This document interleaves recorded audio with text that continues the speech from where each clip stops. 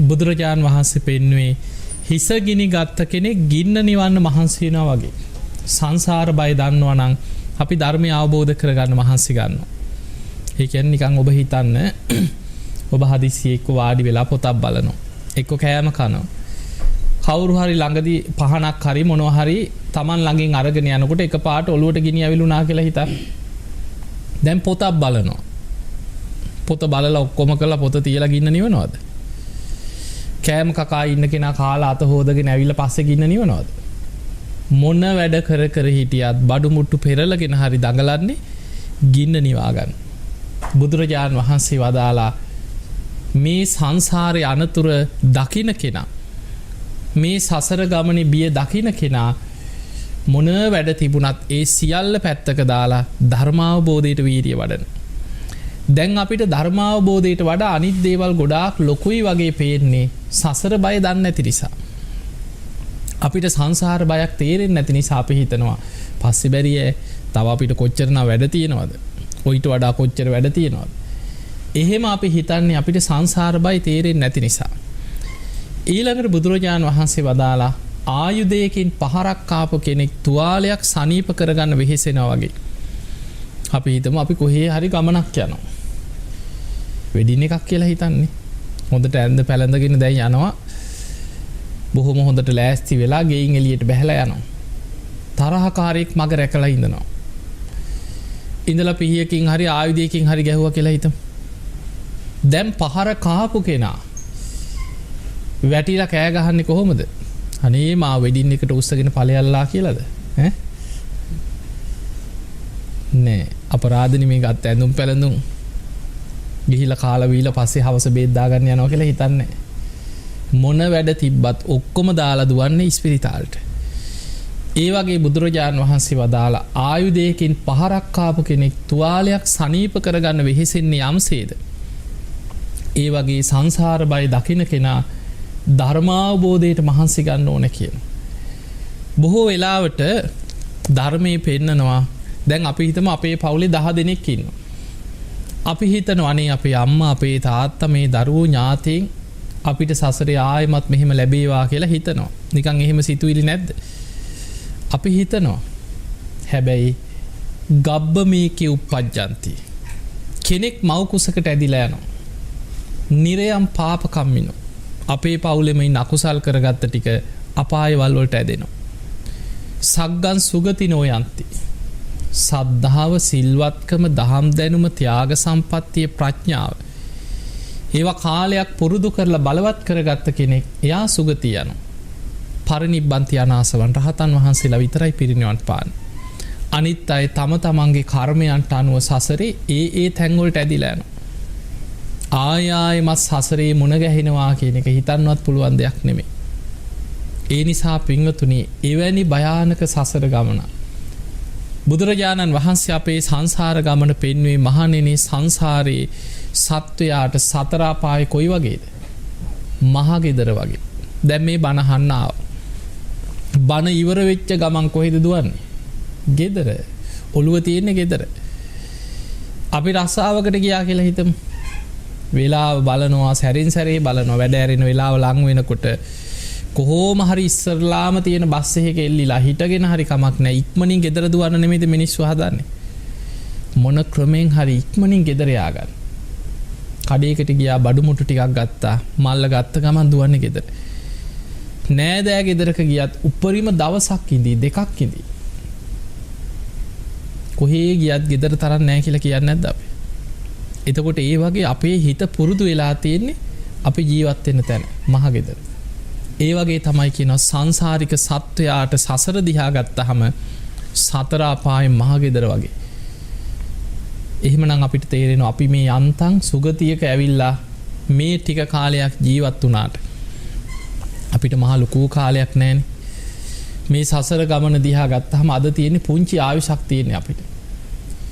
ඒ ආයුෂෙන් අද සාමාන්‍ය ආයු අපේක්ෂාව ගත්තොත් අවුරුදු 70 75 අතර සාමාන්‍ය ආයුෂ. කලාතුරකින් අවුරුදු 80ක් 90ක් ඉන්න කෙනෙක් හිටියට සාමාන්‍ය ආයුෂ අවුරුදු 70 75 අතර.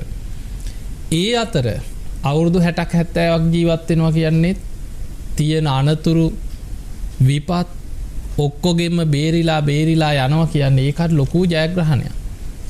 පාරකට බැස්සොත් ඉස්සරහිනුත් මරණේ පිටිපස්සෙනුත් මරණ. ඉස්සරහින් ඇවිල්ලා හප්පගෙන යන්නත් පුළුවන් පිටිපස්සෙන් ඇවිල්ලා හප්පගෙන යන්නත් පුළුවන්. පොඩි අත්තරද්දක් ඇති මිනිස්සෙකුට. ඒ නිසා ජීවිතේ හැම වෙලාවෙම අපේ අනතුරු වලින් බේරි මේ යන්නේ. ඒ නිසා මරණය ගැන ගත්තොත් අපි කවුරුත් සැලසුම් කරලා මැරෙනව නෙමෙයි. අපි උපතින් ගේන ආවිෂ ඉන්න ලැබෙනවත් නෙමෙයි. සමහරුන්ට උපතින්ම ගේන ආවිෂ කොහොම හරි බේරි මොන ක්‍රමයට හරි යාට ඉන්න ලැබෙනවා. එහෙම ඉඳලා මැරුණොත් ධර්මයේ යාට කියන්නේ ආයුක්කේ මරණයක් කියලා. එයා ආවිෂ ගිවලා මැරුණා කියලා අපි කියනවා. ඊළඟට සමහර අය ඉන්නවා උපතින් ගේන ආවිෂ අපි ගමු අවුරුදු 70ක් 80ක් උපතින් ගෙනත් තියෙනවා. එයාගේ පුණ්‍ය ශක්තියත් එක්ක උපතින් යාගේ ශක්තිය තියෙන අවුරුදු 70ක් විතර මේ කය ඇදගෙන යන. හැබැයි කර්ම විපාක ඉස්සර වෙන්න පුළුවන්. නොසිතන විදිහේ අනතුරක්.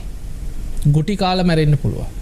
අහක යන කුණු ගොඩක් කැරකිලා එන්න පුළුවන්. Taman නොකල දෙයකට අහු වෙලා මැරුම් කන්න වෙන්න පුළුවන්. සසරේ කරපු කර්ම විපාක විටින් විට බලවත් වෙලා ආවිෂ තියෙද්දි කර්ම විපාක ඉස්සර වෙනවා. ඒවට ධර්මයේ කියන්නේ කම්මක්කේ මරණ කියලා. එතන ඉස්සර වුණේ කර්මය. ආවිෂ තියෙද්දි කර්මය ඉස්සර වෙන්න පුළුවන්. ඔය වගේ බුදුහාඳුරන් කාලේ තියෙන ඔබ අහලා ඇති අර ආයු වඩන කුමාරයා ගැන අහලා ඇතිනේ. පුංචි කාලේ ඒ දරුවට මාරකයක් තිබ්බා. දින 7කින් මේ දරුවා මැරෙනවා කියලා ඒ කාලේ අනාගතේ දකින්න ඉසිවරෙක් කිව්වා අම්මා තාත්තට. ඒ අම්මා තාත්තා අඬාගෙන වැළපීගෙන අන්තිමට පිළිසරණක් නැහැ. ඔහුම කීවා මට වෙන දේ පේනවා. වළක්වන්න නම් බෑ කිව්වා. අන්න සවැත් නුවර ජේතවනේ ලෝතුරා බුදු කෙනෙක් පහළ වෙලා වැඩ ඉන්න. උන්වහන්සේට පුළුවන් කීවා වෙන දේ වළක්වන්න. මේ දරුවා අරගෙන එතනට යන්න මොකක් හරි පිහිටක් ලැබෙයි කිව්වා. අර අම්මා තාත්තා දරුවා වඩාගෙන ඈත ඉඳන් අඬා දුවගෙන සවැත් නුවරට ආවා.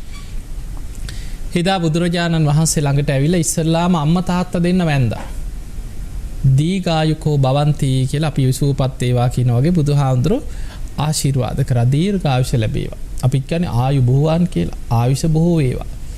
ඒ වගේම දීඝායුකෝ භවಂತಿ පාලියෙන් දීර්ඝායුෂ ලැබේවා කියලා ආශිර්වාදයක් කරා. පුතේ වඳින්න කියලා අර පොඩි පුතාවත් වැන්දෙව්වා. බුදුරජාණන් වහන්සේ නිහඬවම හිටියා. වචනයක්වත් කිව්වේ නෑ. සද්ද නැතුව දරුවා දිහා බලාගෙන හිටියා. එතකොට අර අම්මා තාත්තට දැන් සැකේ වැඩි. "හැහුව අනේ ස්වාමීනි අපේ පුතාටත් ආශිර්වාද කරන්න." එතකොට බුදුරජාණන් වහන්සේ වදාළ මේ දරුවා තව දින 7යි කිව ජීවත් වෙන්න. දවස් 7කින් මේ දරුවට මාරකයක් තියෙනවා. අවිරුද්ධ කියලා යක්ෂයෙක් මේ දරුවව ගොදුරු කරගන්නවා කියලා. දවස් 7යි කිය. අර අම්මා තාත්තා අඬන්න ගත්ත අනේ ස්වාමීනි මේ අපේ දරුවා අපිට ඉන්නේ මෙච්චරයි. අනේ කොහොම හරි බේරලා දෙන්න කියලා දැන් අම්මා තාත්තා අඬනවා වැළපෙනවා. ඒ වෙලාවේ මේ දැන් බුදුරජාණන් වහන්සේ වදාලා එහෙමනම් එක ක්‍රමයක් තියෙනවා. ගිහිල්ලා ගේ ඉදිරිපිට පිරිත් මණ්ඩපයක් හදන්න කිව්වා. දරුවා තියාගෙන දින 7ක්ම එක දිගට පිරිත් කියන්න කිව්වා. ස්වාමීන් වහන්සේලා ජේතවනාරාමෙන් දුන්නා. මිනිස්සුත් එකතු කරගෙන පිරිත් මණ්ඩපයක් හදලා දරුවා තියාගෙන එක දිගට දින 7ක්ම පිරිත් කිව්වා. ඔන්න ඒ කාලේ සති පිරිත් කියන්නේ දින 7ක් එක දිගට පිරිත් කිව්වා. දින 7 අවසන් වුණාට පස්සේ බුදුහාමුදුරුවෝත් පිරිත් මණ්ඩපයට වැඩියා 7 වෙනි දවසේ. පිරිත් හමාර කරාට පස්සේ අම්මා තාත්තා අර පුතා උස්සගෙන ඇවිල්ලා බුදුහාමුදුරන්ට වැඳෙව්වා. බුදුරජාණන් වහන්සේ එතනදී වදාලා දීඝායුකෝ භවಂತಿ දීර්ඝායුෂ ලැබේවා.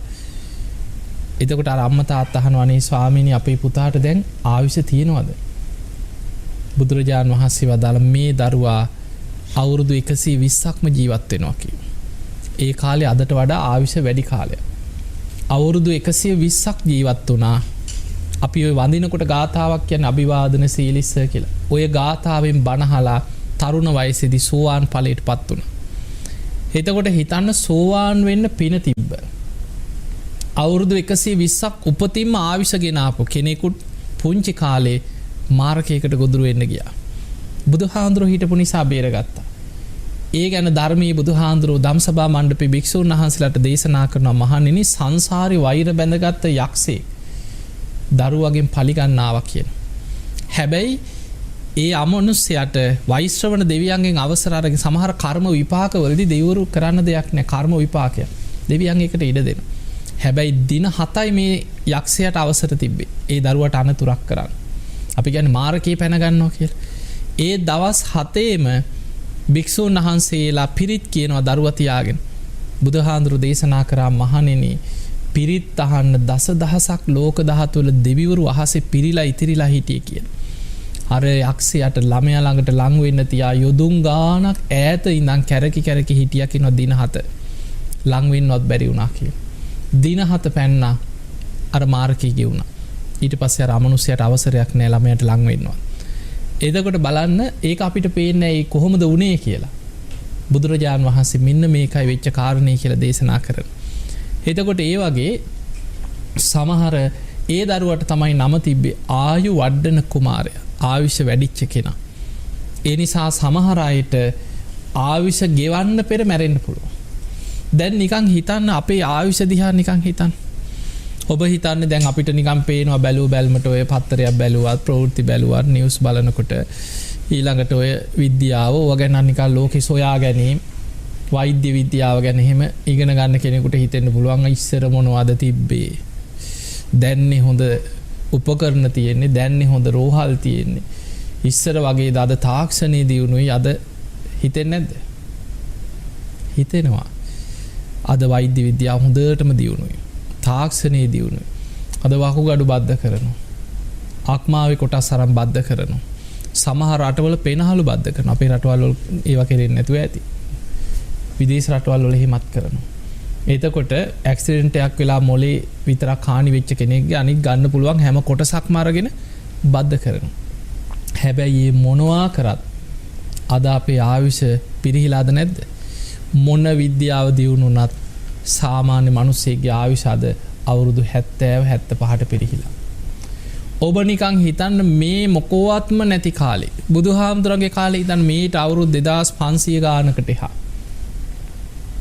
මිනිස්සු සාමාන්‍ය ආයුෂ කීයද? අවුරුදු 120ක් තිබ්බා කියන. බක්කුල මහරහතන් වහන්සේ අවුරුදු 160ක් වැඩ හිටියා. අනුරුද්ධ මහරහතන් වහන්සේ අවුරුදු 150ක් වැඩ හිටියා. ඒ ඔක්කොම පැත්තක තියමු. විසාකා උපාසිකාව ගැන දන්නවනේ. දරුවෝ 20 දෙනෙක්ගේ අම්මා කෙනෙක් කියලා තියෙනවා. ඒ කාලේ ආයුෂත් වැඩිනේ. විසාකාව වයසට ගියත් අවුරුදු 120ක් වුණත් ඒ තරුණ පෙනුම කාය ශක්තිය ඒ විදිහටම තිබ්බා කියනවා සසර පුණ්‍ය ශක්තිය නිසා. එතකොට බලන්න දැන් ඔබ නිකන් හිතන්න ඒ කාලේ එතකොට ඊටත් එහා ඔබ නිකන් ඔච්චර අවුරුදු 2000 ගණන් අපිට තේරෙන්නේ නැහැ කියලා හිතමු. ඔබ නිකන් හිතන්න ඔබේ ආච්චිලා සීයලාගේ කාලේ නිකන් අහලා බලන්න. තාම ජීවතුන් අතර ඉන්නවන්නේ ගොඩක් අය. ඉස්සර ඔබේ ආච්චිලා සීයලාට දරුවා හම්බෙලා තියෙන ස්පිරිතාලවලද ගෙවල් වලද?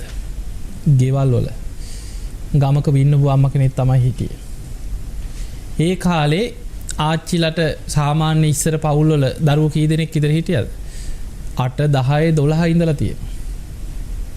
ඒ කාලේ දරුවෝ 8ක් 10ක් බිහි කරපු යම්මලා දරුවා බිහි කරලා දවස් දෙකකට පස්සේ ගෙදර වැඩ ටිකක් කරනවා. දර පලනවා ඔක්කොම උයනවා ඒවත් කරා. අද එක දරුවෙක් බිහි කරොත් මුළු ඇඟම වැහැරිලා ලෙඩ ගොඩක් කොන්දේ අමාරු ඇවිද ගන්න බෑ පණ නැහැ. පේන්නේ නැද්ද අපේ කාය ශක්තිය පිරිහිලා කියලා? අද අපි මොන විද්‍යාව දියුණු වෙලා කීවත් වේගෙන් අපේ කාය ශක්තිය පිරිහිලා ඉවරයි. එතකොට ඒ වගේ අපි දන්න ආච්චි කෙනෙක් හිටියා දරුවෝ 16ක් විතර. නියුන් දරුවම 5 සැරයක්ද 6 සැරයක්ද.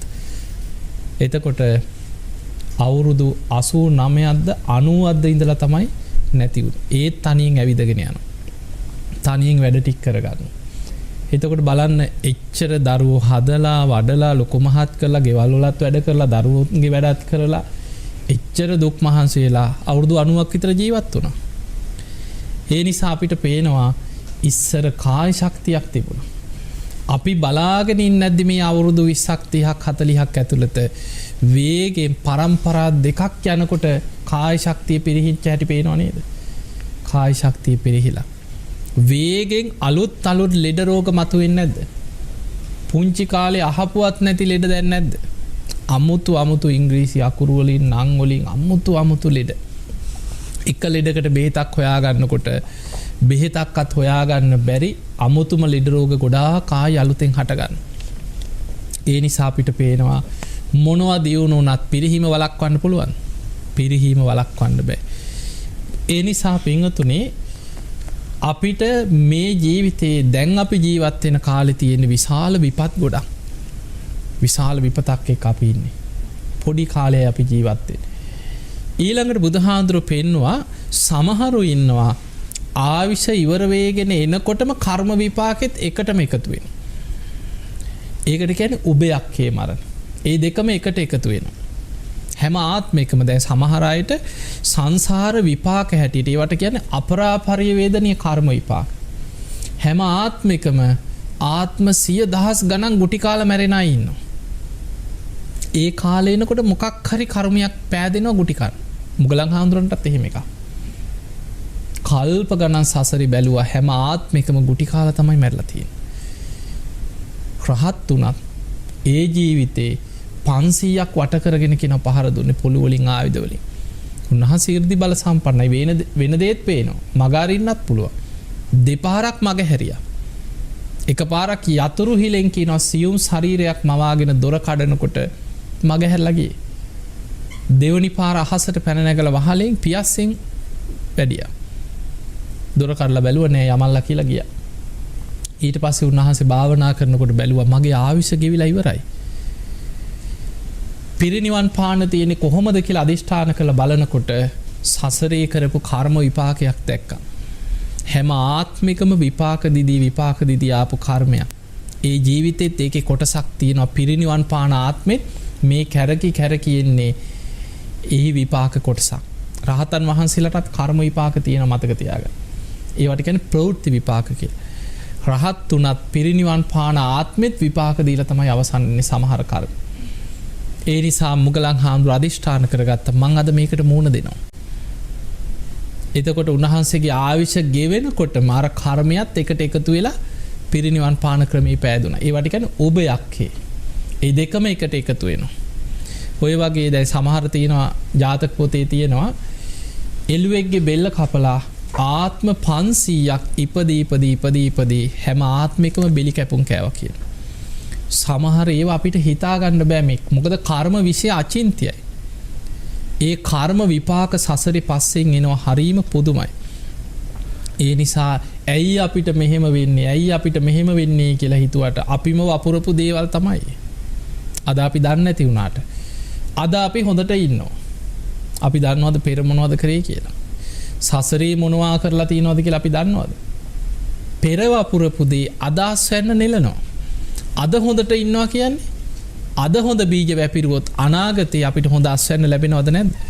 ලැබෙනවා. ඒ නිසා අද හොඳට ඉන්නවා කියලා පෙර කර්ම ගෙවෙන්නේ නැහැ. ඒවැ විපාක අපිට එනවා. සමහරට තව ආත්ම ගණන් ගෙවන්න තියෙන්නත් පුළුවන්. ඒ නිසා පින්වතුනි ධර්මයේ දියුණු කරන්න ලොකු උත්සාහය. සමහර කර්ම හිතා ගන්න බෑ. සමහරු ඉන්නවා ඒ කියන්නේ කර්ම විපාක වල හැටි. ඔහේ අකුසල් කර පව්කම් කර ඉන්න හොඳට වැජබෙනවා. එතකොට හොඳට වැජබෙනවා. අකුසල් කර පව්කම් කර ඉන්නකොට නිකන් බලාගෙන ඉන්නේ නැති හරියනවා වගේ තියෙනවා. ඒ අර අකුසලයේටම ක්‍රමේ පෑදිලා පව්කම් කරන්නම අපායේ පැත්තටම ක්‍රමේ වැඩිපුර හම්බෙනවා. තවත් දුරාචාරී මේ දෙන්න. අපි හිතමු යා බණ භාවනා කරන්න පටන් ගත්ත දවසේ ඉඳන් කරදර. පටන්ගත දවසිනම් කරදර. ඊට පස්සේ ඇත් ව්‍යාපාරවල කරදර, ගෙවල් වල ප්‍රශ්න හැම තැනම. ඒ වගේ සමහරුන්ට මතක තියෙන ගොඩාක් නිකන් අපේ සමාජය කියනවා නේ මේ භාවනා කරන්න ධර්මයේ හැසිරෙන්න පටන් ගත්තා විතරයි හරි කරදරයි කියන. අහලා නැද්ද ඔය වගේ? තියෙනවා.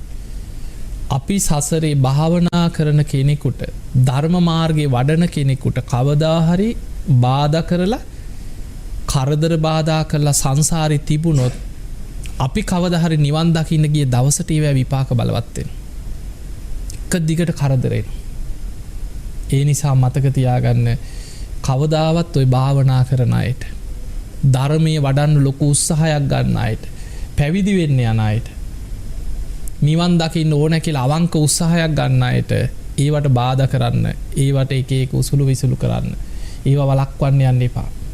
ඒවැ විපාක එන්නේ සමහරලාට ඔබ ඔය කාගෙන බීගෙන විනෝද වේගෙන ඔහොම ජීවත් වෙනකොට නෙමෙයි. කවදා හරි ඔබ නිවන් දකින්න උත්සාහ කරන දවසට අර විපාකේ කැරකිලා එන. බුද්ධ දේශනාවල තියෙනවා එක මේ තැනක සඳහන් වුණා යාළුවෝ දෙන්නේ කාශ්‍යප බුද්ධ ශාසනයේ. දෙන්න පුංචි කාලේ ඉඳන් යාළුවෝ. එකටම හැදී වැඩුණා එකට සෙල්ලම් කර කර ඊට පස්සේ තරුණ කාලේ එනකොට මේ දෙන්නම කතා වුණා අපි විමුක්තියක් හොයාගෙන යන්න. දෙන්නම ගෙවල් වලින් අවසර අරගෙන යාළුවෝ දෙන්න එකටම ගිහිල්ලා ආරාමයකට ගිහිල්ලා පැවිදි වුණා. එකම දවසේ පැවිදි වුණා. පැවිදි වුණත් අර යාළුකම එහෙම්මමයි. එකට තමයි පිණ්ඩපාත යන්නේ. උදේ පාන්දර දෙන්නම එකට නැගිටලා භාවනා කරනවා. සක්මන් කරනවා. ධර්ම සාකච්ඡා කරනවා. එහෙම ඉන්නකොට ඒ ආරාමේ ඉන්න අනෙක් පිරිස මේ අය ගැන කතා වුණා පුදුම යාළුකම. පුදුම යාළු මේ දෙන්න නම් බිඳවන්න බෑ. ඔහොම කියන්නේ නැද්ද අපි? සමහරු බොහෝම හිතවත්කමෙන් ඉන්නකොට බොහෝම යාළු මිත්‍රකමෙන් ඉන්නකොට අනිත් අය එහෙම කියනවා. ඒ වගේම ඒවට ඊට පස්සේ ඕකට බිඳවන්න උත්සාහ කරන අය නැද්ද? නිකන් උත්සාහ කරලා බලන පොඩි උත්සාහයක් දාලා නිකන් කේලම් කියලා කොටෝලා බලනවා නිකන් ඒකත් පොඩි විනෝදයක් වගේ තියෙනවනේ. එහෙමයි නැද්ද සමාජේ? මිනිස්සු අතර විතරක් නෙමේ අමනුෂ්‍ය අතරත් ඉන්නවා මතක තියාගන්න. එතකොට එක මිත්‍යා දෘෂ්ටික දේවතාවෙක්. ওই දෙවිවරු ඔක්කොම සම්මාදිට්ඨික නෙමෙයි. වෘක්ෂ දේවතාවෙක් හිටියා මිත්‍යා දෘෂ්ටික. ඒ දේවතාව අහගෙන හිටියා පිරිසක් කතා වෙනවා මේ දෙන්න පුදුම යාළුවෝ. මේ දෙන්නව නම් බිඳවන්න බෑ. අර දේවතාව කල්පනා කරා මම බලන්නම්කෝ උත්සාහ කරලා. මන් දෙන්නට උපක්‍රමයක් කරලා බලන්නම්කෝ දෙන්නගේ මිත්‍රත්වය කොහොමද කියලා හිතුවා. මේ ස්වාමීන් වහන්සේලා දෙනම පෝය කරන්න යන්න ඕන ඈත කැලේ මැදින් යන්න ඕන පෝය සීමාවක් තියෙන ආරාමයකට. ඔබ අහලා ඇති භික්ෂුන් වහන්සේලා මාසයකට දේවතාවක් පෝය කර්ම විනය කර්ම සිද්ධ කරන. දැන් උන්වහන්සේලා දෙනම කැලයක් මැදින් අර ඈත තියෙන ආරාමයකට යනවා. යාළුවෝ දෙන්න එකට යනකොට එක ස්වාමීන් වහන්සේ නමකට මහ වනාන්තරයේ මැදින් යනකොට දැන් පොඩ්ඩක් බඩරි දෙනවා. වැසිකිළියකට යන්න ඕනේ වුණා. අනිත් යාළුවට කිව්වා මේ මට චුට්ටක් කැලේට යන්න ඕනේ මගේ බඩ ටිකක් රිදෙනවා. පොඩ්ඩක් කොහොම ඉන්නේ කියලා මම එනකම්. එහෙනම් ඉක්මනට එන්න ඕක කියලා. දැන් යාළුවා වුණා පස්සෙන් යන්න පුළුවන් දෙයක් නෙමෙයි ඉන්නේ. ඊට පස්සේ ඉතින් හිටියා ගිහින් එන්න කියලා. මේ කැලේ ඇතුලේ එහෙම පොදු වැසිකිළි එහෙම තියෙනවද? නෑ. ඉතින් ওই කැලේ ගිහිල්ලා වතුර හොයාගෙන ඉතින් ওই ටික කරගන්නකොට වෙලා යනවා. ඔය අතරේ අර අමනුෂ්‍යයා මොකද කරේ? දෙන්න අතර විශ්වාසෙ පරීක්ෂා කරන්න. කාන්තාවක් විදිහට වෙස්මවාගත්ත මේ දේවතාව. වෙස්මවාගෙන පෙනී ඉන්න පුළුවන් දේවතාවෙක්. කාන්තාවක් විදිහට කැලේ ඉන්න කාන්තාවක් වගේ වෙස්මවාගෙන අර වාඩි වෙලා යාළුවා එනකම් බලාගෙන හිටපු ස්වාමීන් වහන්සේට පේනවා ටිකක් පරක්කුත් වුණා. නිකන් රෙදි හද සැක හිතෙන විදිහට කැලේ එහාට මෙහාට ඈතින් යන කාන්තාවක් වගේ ඡායාවක් පෙවුන අර ගිය පැත්තෙන්. දැන් මේ සැකයක් ඇති කරවන්න දේවතාව මේක කරේ. අර ස්වාමීන් වහන්සේට වෙලාවක් ගියා හිතුණා මෙයා මේ පරක්කුනේ මේක තමයි. දැන් ඔන්න හිතට සැකයක් ආවා. හොඳට පුංචි කාලේ ඉඳන් එකට හිටපු යාළුවෝ දෙන්න. අනේ අර ස්වාමීන් වහන්සේ කැලේට ගිහිල්ලා ඒ කටයුත්ත කරගෙන ආපු ගමම්ම කිව්වා දුස්සීලයා උඹත් එක්ක මගේ ඇසුරක් නැහැ කිව්වා අදින් පස්සේ. කියනකොට මර ස්වාමීන් වහන්සේ කිව්වා නේ ඇයි මොකද්ද මගෙන් වෙච්ච වැරද්ද මං ඉතින් කියලානේ කීම නෑ කතා නෑ කිව්වා. මං දැක්කා කිව්වා. මට පෙවුණා කිව්වා. ඊට පස්සේ ඉතින් දැන් දෙන්නම සද්ද නැතුව ගියා. කතා කරගන්න බෑ. අරයා පිළිගන්නෙම නෑ. දෙන්නම ඉතින් ගියා. ගිහිල්ලා පෝය සීමාවට ගිහිල්ලා පෝය කරනකොට ධර්මයේ තියෙනවා පෝය කරනකොට ඒ භික්ෂුන් වහන්සේලා ඇවැද්දෙසලා සිල් පිරිසිදු කරගන්නවා. ඊළඟට කෙනෙක්ගේ ලොකු ගරුකාපත්ති වගේ වෙලා තියෙනවා නම් ඒවා සංඝයා ඉදිරියේ කියලා ඒවා මේ කියන ක්‍රමයක් තියෙනවා පිරිසිදුවෙන්. දැන් පෝය කරන්න පෙර සංඝයාගේ සීලය ගැන විමසනවා. මෙතන ඉන්න සංඝයා සියලු දෙනා සිල්වත්ද කියලා අහනවා. අහනකොට මාරයා නැකිట్లా කිව්වා මගේ යාළුවා වෙන්න පුළුවන්. පුංචි කාලේ ඉඳන් දන්න අඳුරන එක වෙනම දෙයක්. නමුත් මගේ ඇස් දෙකෙන් දැක්කා කිව්වා මෙයා දුස්සීලෙක් කිව්වා. මේ පොයි සීමාවෙ තියාගන්න බෑ කිව්වා. මෙයා එළියට දාන්න කිව්වා. මෙයා සිවුරක් දාගෙන හිටියට සංඝයාට අයිති නෑ කිව්වා. එහෙම කියනකොටම දැන් අර දේවතාව අහගෙන ඉන්නවා. ඒ සැනින් තැති ගත්ත අයෝ මං කරගත්ත අකුසලේ මම මේ දෙන්නගේ මිත්‍රත්වය පරීක්ෂා කරන්න ගිහිල්ලා අයියෝ මට වෙච්ච දේ කියලා දේවතාව තැති ගත්තා. මේ දේවතාවා පෙනී හිටියා කියන අර සියලුම සංඝයා ඉදිරියේ පොයේ සීමාවේ දිව්‍ය ස්වරූපයෙන් පෙනී හිටියා. මේ කාශ්‍යප බුද්ධ ශාසනයේ කතාව. පෙනී හිටියා. පෙනී ඉඳලා කිව්වා මට සමා වෙන්න මමයි මිත්‍රත්වය පරීක්ෂා කරන්න මේක කරේ.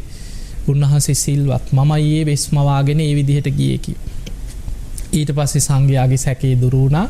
පෝය කරලා අවසන් වුණා. හැබැයි අර යාළුවෝ දෙන්නගේ මිත්‍රත්වය එතනින් අවසන් වුණා. දැන් හිතන්න ඔච්චර එකට ඉඳලා පොඩි කාලේ ඉඳන් එකට හැදී වැඩිලා එකට පැවිදි වෙලා එකට බණ භාවනා කරලා අර එහෙම දෙයක් වුණාම අනිත් කෙනාට හිතෙන්නේ නැද්ද මෙච්චර එකට ඉඳලත් මෙයා මාව සැක කරන්න කියලා හිතෙන්නේ නැද්ද? ඉතින් අර වීදුරු අබින්දුනට පස්සේ යා කරන්න අමාරුයි. ඒ වගේ එදා දෙන්න දෙපැත්තකට බෙදිලා ගියා. දෙන්න ආරාම දෙක බණ භාවනා කරලා උන්වහන්සේලා දෙනම වෙන වෙනම ධර්මය අවබෝධ කරගෙන ධර්ම අවබෝධය කරා ගියා. එතකොට ඔය කාශ්‍යප බුද්ධ ශාසනයේ ඔය කරපු අකුසලෙන් අර දේවතාවා ඒ ආත්මෙන් චුත වෙලා වැටුනේ මහා නිරේට. අපායේ දුක් විඳලා මතක තියාගන්න ඒ දේවාත්මයක් ලබාගෙන හිටදලා ඔය දේ කරපු කෙනා සසරේ ගෞතම බුද්ධ ශාසනයෙන් නිවන් දකින්න සසරේ බොහෝ කල් පින් කරගෙන ආපු කෙනෙක්. හැබැයි සසර පින් තිබුණත් පෘථග්ජන භාවයේ භයානකම තමයි කොයි මොහොතේ හරි වරදින්න පුළුවන්. සෝවාන් වෙනකල් වරදින්න පුළුවන්. දැන් අපායේ පැහි ඉඳලා අපේ ගෞතම බුදුහාඳුරෝ පහළ වෙනකොට අපායෙන් චුත වෙලා මනුස්ස ලෝකෙට ආවා. බොහොම ධනවත් පවුලක සිටු දියණියක කුස පිළිසිඳ ගත්තා. දරුවා ලැබුණා පිරිමි දරුවෙක්. බොහොම ලස්සන ළමයි. ධනෙ තියෙනවා සල්ලි හොඳට. දැන් ගිහි කාලේ හොඳට පුංචි කාලේ ඉඳන් හැදී වැඩුණා ලස්සන කුමාරයෙක් කිසි ප්‍රශ්නයක් නැහැ. තරුණ වයසේ එනකොට තවත් ධනවත්ම පවුලක සිටු කුමාරියකට විවාහ කරලා දුන්නා. කිසි ප්‍රශ්නයක් නැහැ. හොඳට ව්‍යාපාර කරගෙන බොහොම හොඳට ජීවත් වුණා. මෙහෙම ටික කාලයක් ඉන්නකොට අපේ බුදුරජාණන් වහන්සේ බුදු වෙලා ඒ ගමට වැඩම කරලා ධර්ම දේශනා කරනකොට දවසක් මේ තරුණයා බණ ඇහුවා. බණ අහලා හිත පැහැදුනා සසර පින මතු වුණා. මතු වෙලා ගිහිල්ලා අම්මා තාත්තටයි බිරිඳටයි කිව්වා. මුලින් බිරිඳ කැමති වුණා නැහැ. ඊට පස්සේ කරුණු කියනකොට බිරිඳ කැමති වුණා. කමක් නැහැ. ඔබ සසරෙන් මිදෙන්න නම් උත්සාහ කරන්න මං අවසර දෙනවා කිව්වා. බිරිඳගෙනුත් අවසර අරගෙන දෙමව්පියන්ගෙන් අවසර අරගෙන බොහෝම සතුටෙන් ඇවිල්ලා පැවිදි වුණා. පැවිදි වෙනකන් කිසි කරදරයක් නැහැ. සිවුර දාගත්ත දවසේ ඉඳන් යන තැන ගෑණියෙක් පස්සෙන් එනවා වගේ ඡායාවක් පේනවා. අර කාශ්‍යප බුද්ධ ශාසනය කරපු අකුසලේ විපාක දුන්නේ සිවුර දාගත්ත දවසේ. උන්වහන්සේ කුටියක හිටියොත් මිනිස්සු නින්දා කරලා බැනලා කුටියෙන් එළවනවා. පිණ්ඩපාත යනකොට ගෑණියෙක් පස්සෙන් එනවා වගේ මිනිස්සුන්ට පේනවා. එක නරක විදිහට මිනිස්සුන්ට ඡායාවල් පේනවා. මිනිස්සු බනිනවා මේකට අපි දාන දෙනවද කියලා අනේ අර හාමුදුරන්ට බනිනවා. උන්වහන්සේ බොහෝම මෛත්‍රී වඩාගෙන යනවා. බුදුහාඳුර ළඟට ගිහිල්ලා කිව්වා ස්වාමීනි මං හරි සිල්වත් කෙනෙක්. මං බොහෝම හොඳට සිල් රකින්නවා. මට දිව්‍යාංගනාවක් වගේ හිටපු දේවිය අතහැරලා සැප සම්පත් අතහැරලා මං නිවන් දකින්නමයි කියලා පැවිදි වුණේ. බුදුරජාන් වහන්සේ වදාළ භික්ෂුව ඔබම කරපු අකුසලයක් ඔබේ පස්සෙන් එන්නේ කිව්වා. කාශ්‍යප බුද්ධ ශාසනය ඔබ කරපු අකුසලයක් කිව්වා මේ පස්සෙන් එන්නේ. ඔබට මේකෙන් ගැලවෙන්න වෙන ක්‍රමයක් නැහැ කිව්වා. ඔබ වීරිය වඩලා රහත් වෙන්න ඔබේ හිත කෙලෙසුන්ගෙන් මිදෙනවා සමගම ওই ඡායාව පේන එක නැති වෙනවා කිව්වා. වෙන විකල්පයක් නැහැ උන්වහන්සේට. මිනිස්සුන්ගේ නිନ୍ଦා විඳගෙන බැනුම් අහගෙන කොහොම හරි වීරිය වඩලා රහත් වුණා. සමාජයේ ඉන්න බෑ. ඊට පස්සේ කැලේකට ගියා. මිනිස්සු නිନ୍ଦා කරන නිසා කැලේකට ගිහිල්ලා බොහෝ වීරිය වඩලා රහත් වුණා. රහත් වෙච්ච දවසේ හර ඡායාවක් වගේ පේන එක නැති වුණා. එතකොට පේනවා නේද සමහර කර්ම විපාක එන හැටි. ඒවා විපාක දෙන්න පටන් ගන්නෙ ඒහා සමාන පරිසරයක් එදිච්ච ගම. ඒ නිසා සමහරුන්ට ඒ වගේ තියෙන දැන් සමහර අයට තියෙනවා ඔය කතා කර විහිළු තහළු කර ඕන තරම් වෙලා ඉන්න පුළුවන්. ඊළඟට අපි හිත මොනවා හරි විභාග කරනවා කියලා.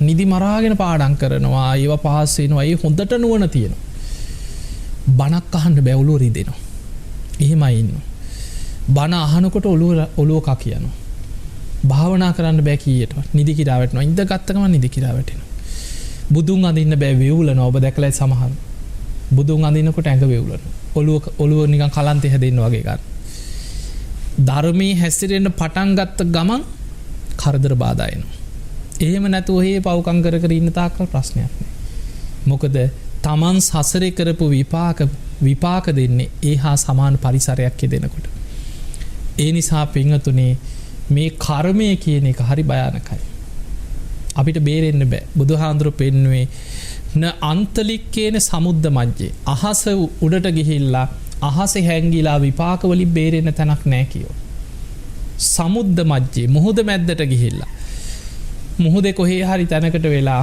කර්ම විපාක වලින් බේරෙන්න තැනක් නෑ කියෝ නපබ්බතානං විවරම් පවිස්ස පර්වතයක් ඇතුලේ ගල් ගුහාවක් අස්සට රිංගලා බේරිලා හැංගිලා ඉන්න තැනක් නෑ කියෝ තමන් යම් කර්මයක් කරොත් ඒකේ විපාක මොන විදිහට හරි තමන් කරා කැරකිලා එනවාමයි ඒ පරිසරේ කොහොම හරි කැරකිලා හැදෙනවා ඒ නිසා කර්මයෙන් මිදෙන්න තියෙන එකම මාර්ගය තමයි කම්ම නිරෝධගාමිනී ප්‍රතිපදාව ආර්ය ශ්‍රාණික මාර්ගය වීරිය වඩලා ධර්මයේ දියුණු කරලා ධර්මාවබෝධය ලබාගෙන මිසක් වෙන ගැලවෙන්න ක්‍රමයක් නැහැ යටපත් කරගන්න පුළුවන් පින බලවත් වෙනකොට අකුසල විපාක යටපත් වෙනවා එච්චරයි නැති කරන්න බෑ දැන් අපි ඒකනේ ඔය ගොඩාක් ප්‍රශ්න එනකොට මිනිස්සුන්ට එක දිගට කරදර එනවනේ එක දිගට නිකන් හෙන ගෙඩි පාත් වෙනවා වගේ එක දිගට ප්‍රශ්න එන කාලෙට ඊට පස්සේ ඉතින් ඔය වේලපත් කඩයක් හරි අරන් දුවපුවාම බල්ලා කියනවා අපල පින් කරන්න එතකොට අපි වැඩිපුර වෙනදට වැඩිය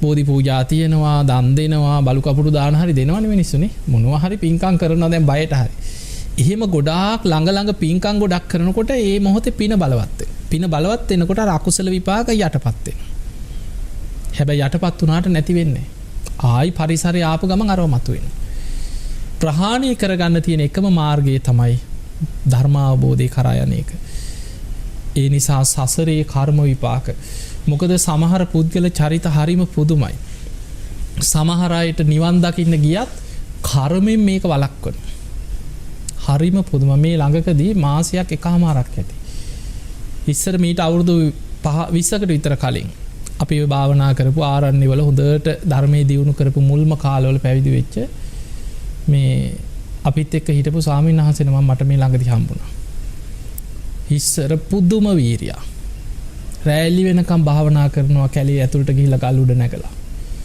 පුදුම විදියට ධර්ම සාකච්ඡා කර ධර්මී ඉගෙන ගන්නවා කොහොම හරි නිවන් දකින්නවා කී හිටියේ දැන් සිවුරු ඇරලා අමු බේබද්දේ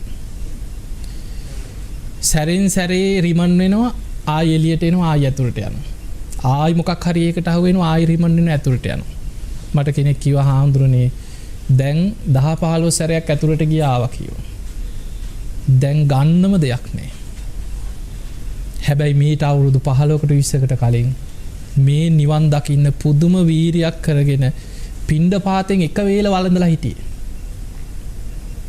දානශාලාවට වඩින්නෙත් නෑ පිණ්ඩපාත යන්නේ බිම් බලාගෙන එහෙම හිටපු චරිත එතකොට බලන්න සමහර කර්ම වලින් පුද්ගලයෝ විනාශ කරන හැටි ඒ නිසා ඒක බුදුහාඳුරු පෙන්නනවා ඒක මේ වගේ කියනවා ඒක උපමාවකට පෙන්නවා ධර්මයේ තියෙන පහාරාද සූත්‍රය පෙන්නනවා බුද්ධ ශාසනය කියන්නේ මහා සාගරය වගේ කියන.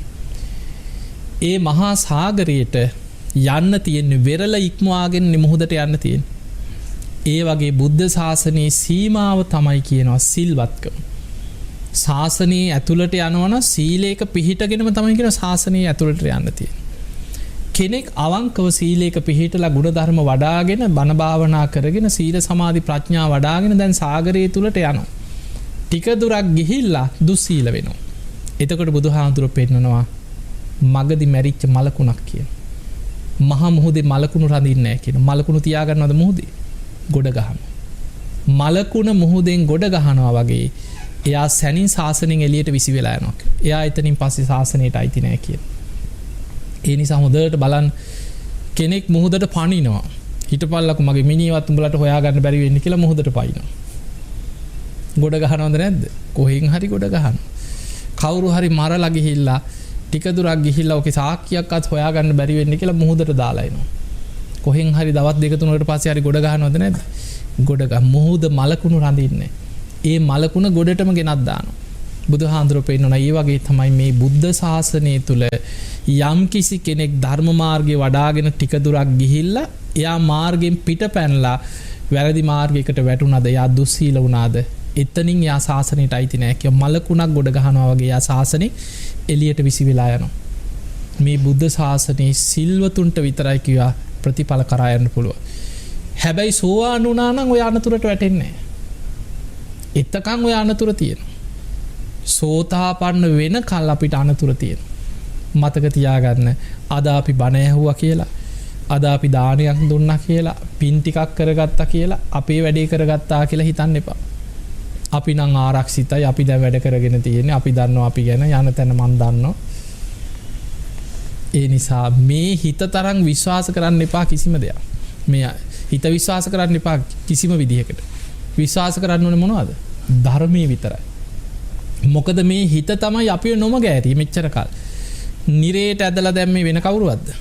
මේ හිතේම හටගන්න ලෝභ, ද්වේෂ, මෝහ ආදී අකුසල් වලට වහල් වෙච්ච තැන තමයි අපායට ගියේ. ඔබ තිරිසන් ලෝකෙට ඇදලා දැම්ම නම් මේ හිතේම හටගත්ත අකුසල්. ඔබ പ്രേත අපායට ඇදලා දැම්ම නම් මේ හිතේම හටගත්ත අකුසල්. ඔබ දුස්සීලයක් කරලා, ඔබ හොරෙක් කරලා, වංචනිකයෙක් කරලා ඒ සියලු දේවල් උනේ මේ හිතේ හටගත්තේ අකුසල සහගත වංචනික සිතුවිලි වලට වහල් වෙච්ච තැන.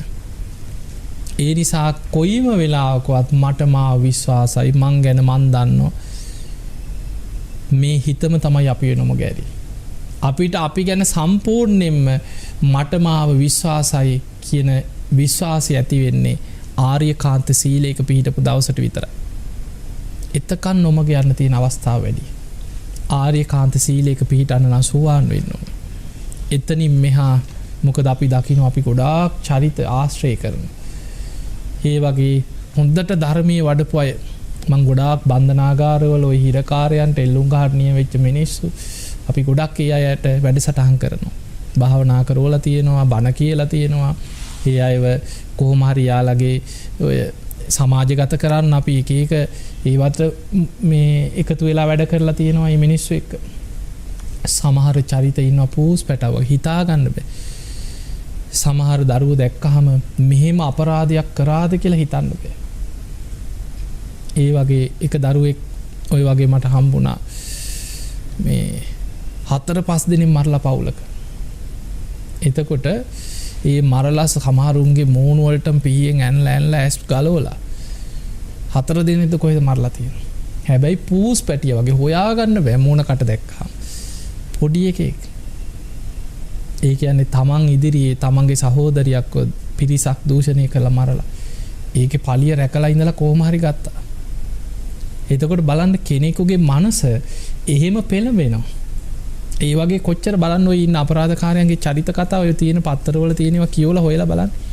මොකද අපි මේ මිනිස්සුන් හම්බෙලා කතා කරලා මේ මිනිස්සුන්ගේ ජීවිත අධ්‍යයනය කරන අපිට තේරෙනවා පුද්ගල මනසක් වෙනස් වෙනවා කියන්නේ ආයි හිතන්න පුළුවන් දෙයක් නෙමෙයි. මේ සැනින් වෙනස් මේ හොඳට කාලයක් ආදරය කරලා අවුරුදු 8-10 ආදරය කරලා විවාහ වෙලා දරුවොත් එක්ක බොහෝම ආදරෙන් පෞල් ජීවිත සැලසුම් කරලා ඉඳලා ඒ මිනිහාගේම මැරුම් කන අය නැද්ද? වෙනස් වෙන්න පොඩි වෙලාවක් යන්නේ. සැනින් වෙනස් වෙනවා. මැරෙනවා පේන්නේ නැහැ කියලා කියන්නේ නැද්ද සමහර? කේන්ති කියාට පස්සේ. ඒ නිසා හිත කියන්නේ සැනින් වෙනස් වෙනවා. සැනින් අකුසලේ බැස ගන්න. මොකද මේ සසරේ අපි ඇවිල්ලා තියෙන්නේ සතර අපායේ මහගෙදර කරගත්ත ගමන. ඒ සතර අපායේ මහගෙදර කරගත්ත ගමනත් එක්ක හිත ඇතුලේ තියෙනවා මේ යටපත් වෙලා තිබ්බට. දැන් ඔබ ඔය හොඳට වාඩිලා බණ අහගෙන හිටියට නිරේගාමී ආශ්‍රව නැද්ද හිත ඇතුලේ? තිරිසන් ලෝකෙට ඔබ ඇදගෙන යන ආශ්‍රව හිත ඇතුලේ යටපත් වෙලා නැද්ද? പ്രേත අපායට ඔබ ඇදගෙන යන ආශ්‍රව ඔක්කොම තියෙනවා. ඒවා සම්පූර්ණයෙන් නැති වෙන්නේ සෝවාන් වෙන දවසට. එතකන් අපායගාමී අකුසල් තියෙනවා. මතක තියාගන්න මේ අදටත් අපිට ධර්මයේ ලැබුණේ තුන්වෙනි ධර්ම සංගායනාව කරේ 84000ක් විහෙර විහාර හැදුවේ. කවුද? ධර්මාශෝක රජුරු. ධර්මාශෝක රජුරුවන්ගේ පුතා තමයි මිහිඳු හාමුදුරුවෝ. පැවිදි කරලා අවුරුදු 20න් පුතේ පැවිදි වෙන්න කියලා ලංකාවට ඒව පැවිදි කරවලා. ඊව රජ වෙලා හිටියේ පැවිදි වෙන්න පෙර. ඒ රජුරුවෝ මහරහතන් වහන්සේලා ඇසුරු කරේ. හැබැයි මරණාසන්න මොහොතේ අර පවන්සලන මිනිහත් එක්ක වෛරයක් ආවා. වෙන කිසිම දෙයක් නෙමෙයි, ළඟ හිටපු පවන්සලන මිනිස්සයා. ඒ මිනිස්සයත් එක්ක ආපු කේන්තිය වෛරයෙන් කරපු පින යටපත් කරගෙන අකුසලයක් මතුවුණා හිතට. හිත නොමග යනවා කියන එක ඕනෑම වෙලාවක වෙන්න පුළුවන්. ඒ නිසා ධර්මයේ දියුණු කරන්න, වීරිය වඩන්න, සසර බය දකින්න. හැම වෙලේම හිතන්න මෙහෙම ඉඳලා හදිසියෙවත් මම මැරුණොත් කොහේ යයිද? කවුද මාව බේරගන්න ඉන්නේ? ඒ නිසා මං ඉක්මනට පිනක් කුසලයක් කරගන්න ඕන නේද කියලා හිතන්න. ඒක හිතනකොට තමයි අපිට බයක් ඇති වෙන්නේ. ඒ බය, ඒක හිතන්න, මරණ සතිය කියන්නේ අප්‍රමාදී භාවය ඇති වෙන දෙයක්. ඒ අපාය බය දකින්න තමයි යා සද්ධාව පැත්තට එන්නේ. බුදුහාඳුරන්ගේ පැත්තට එන්නේ, ධර්මයේ පැත්තට එන්නේ. මං කොහොම හරි ධර්මයේ දියුණු කරගන්නවා කියලා වීරිය වඩන්න. ඒ පිණිස ඔබ හැම දිනාටම මේ ලැබිච්ච මනුස්ස ජීවිතය අවසන් වෙන්න පෙර සද්ධාදී ගුණ ධර්මයන් දියුණු කරගෙන උතුම් වූ ධර්මයේම අවබෝධ කරගන්න වාසනාව ලැබේවා කියලා අපි ආශිර්වාද කරනවා. පින්වතුනි, ධර්ම ශ්‍රවණයෙන් ඔබ රැස් කරගත්ත සියලු පින්, සියලු දෙවියෝ සාදුකාර දිදී මේ පින් අනුමෝදන් වෙත්වා. දෙවියන්ගේ දිව්‍යස ඉසුරු වර්ධනය කරගෙන සියලු දෙවියෝ උතුම් නිවනටම පත්වේවා කියලා සාදු කියලා පින් දෙන්න.